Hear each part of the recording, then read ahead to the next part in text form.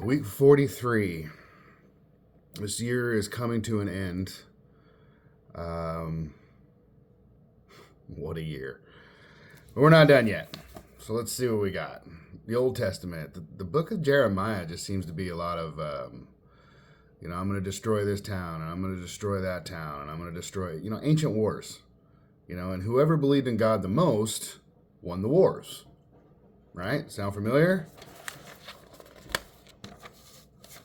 All right. Jeremiah, okay, this is how Jerusalem was taken. Okay, so the story of how Jerusalem went down is there. It's kind of boring, but,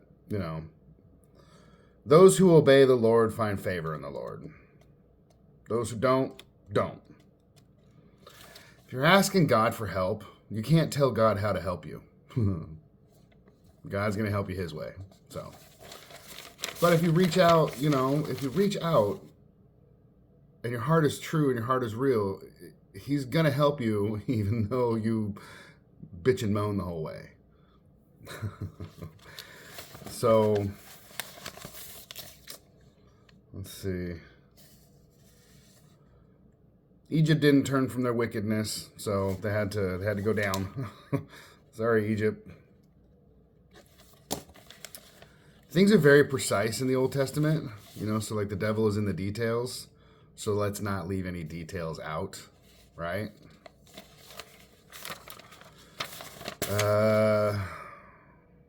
You try many medicines in vain, but there is no healing for you.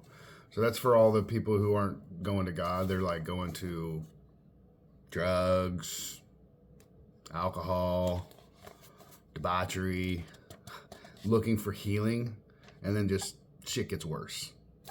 So just remember that, Let's see. More doomsday. Lots of wreckage. People who worship other gods. Moab. Okay, I had to do a college report, and I found that the Moabites are real, and there's a Moabite stone, GTS. Google that shit. You can find that Moabite stone. It speaks of the lineage of David. It's pretty cool. Let's see what else.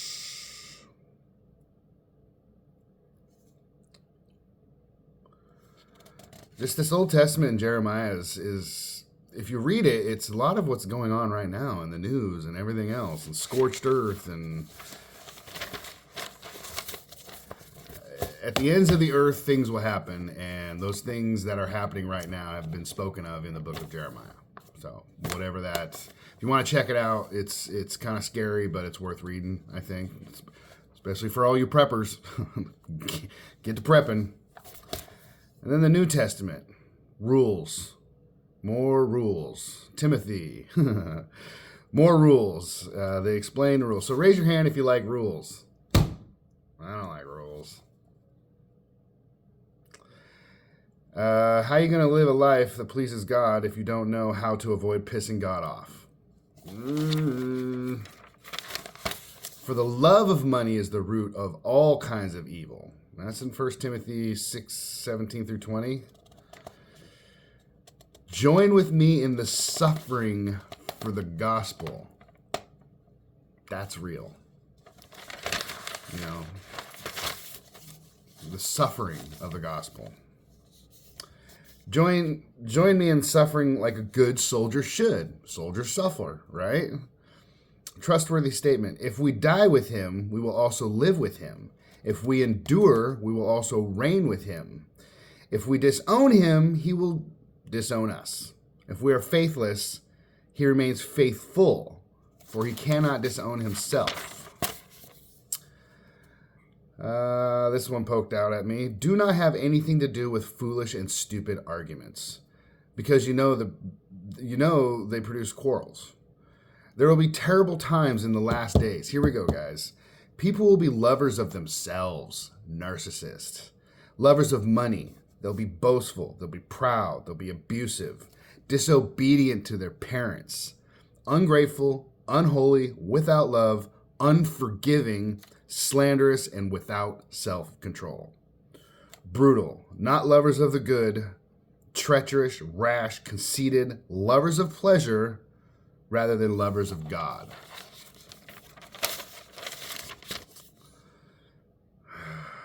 Having a form of godliness but denying its power, forget those people. Just forget them. Here's one. And this is real. And this is what I just found out at my last job. Everyone who wants to live a godly life in Jesus Christ will be persecuted. If you're doing your job right for God, most people are going to hate you. I'd say that 90% of the world is not on God's side. But that's just one man's opinion. I could be wrong. This one kind of touched me. For 35 years, I have fought the good fight. I've finished the race. I've kept the faith. Book of Eli. The Lord will rescue me from every evil attack. A lot of times David was running around getting attacked and, he was bitching and moaning like I do. And yet he was still winning. God was like winning his battles along the way. Whatever you do, don't harden your hearts. Even though people hurt you, even though people take advantage of you, even though people are out to get you, don't harden your heart. It's a cold place to be. So try and stay warm.